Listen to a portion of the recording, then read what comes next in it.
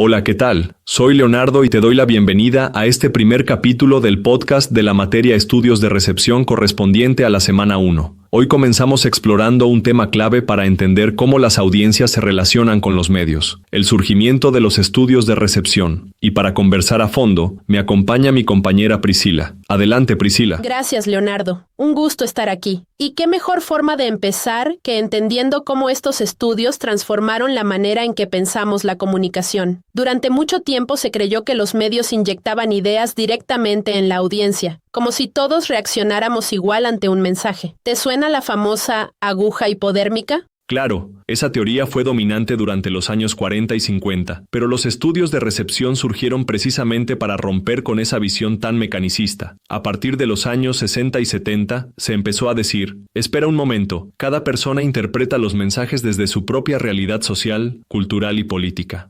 Exactamente. Y uno de los grandes aportes vino de Stuart Hall y su modelo de codificación y decodificación. Él decía que un mensaje no tiene un único significado, sino que puede ser entendido de varias maneras. Por ejemplo, cuando vemos una noticia en televisión, no todos la recibimos igual. Algunos aceptan el mensaje, otros lo cuestionan y otros simplemente lo rechazan. Eso me recuerda a los 3 tipos de lectura que proponía Hall: hegemónica, negociada y opositora. Como cuando alguien ve una película patriótica, una persona puede sentirse inspirada, lectura hegemónica, otra puede disfrutarla pero criticar ciertos aspectos, lectura negociada, y otra puede rechazarla totalmente por considerarla propaganda, lectura opositora.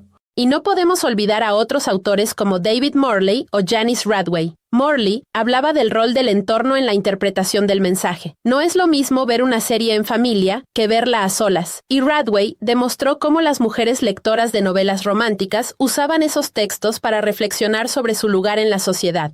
También está John Fiske, quien defendía que la cultura popular es un espacio de resistencia, o Ian Ang, que estudió cómo las audiencias holandesas interpretaban de manera muy distinta la telenovela Dallas, dependiendo de su contexto cultural. Y no olvidemos a Henry Jenkins, quien introdujo el concepto de cultura de fans.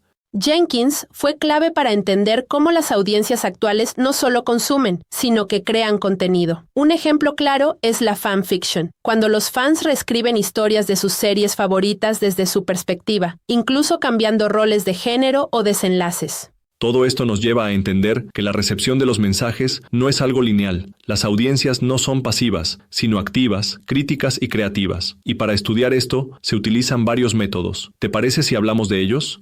Claro, empecemos por lo cuantitativo, encuestas, análisis estadísticos, todo lo que busca medir hábitos y patrones de consumo. Por ejemplo, durante la pandemia se hicieron encuestas sobre cuánto tiempo la gente veía televisión o usaba redes sociales.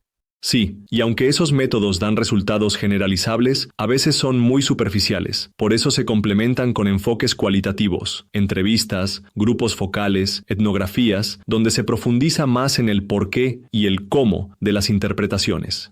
Me encanta cómo la etnografía nos permite ver cómo los medios están presentes en la vida cotidiana. Imagínate observar cómo una familia mexicana comenta una telenovela en su sala. Eso te dice mucho más que un simple número en una encuesta. Y también están los enfoques críticos y de género, que examinan cómo los medios refuerzan o cuestionan desigualdades. Por ejemplo, cómo se representan a las mujeres en los noticieros o a las minorías en las series de Netflix. Eso se apoya en teorías como la interseccionalidad, que no solo miran el género, sino cómo éste se cruza con la clase social, la raza o la orientación sexual. Así, podemos ver que la recepción de los mensajes está muy ligada a la identidad de quien los recibe. Y para recolectar información, usamos herramientas como las encuestas y entrevistas. Las encuestas nos dan una idea general, pero las entrevistas nos permiten escuchar la voz del otro, entender sus emociones, su contexto y su mirada del mundo. En resumen, los estudios de recepción nos enseñan que el poder de los medios no es absoluto. Todo depende de cómo la audiencia interpreta, negocia o resiste esos mensajes. Y como estudiantes, nuestra tarea es observar este fenómeno con una mirada crítica.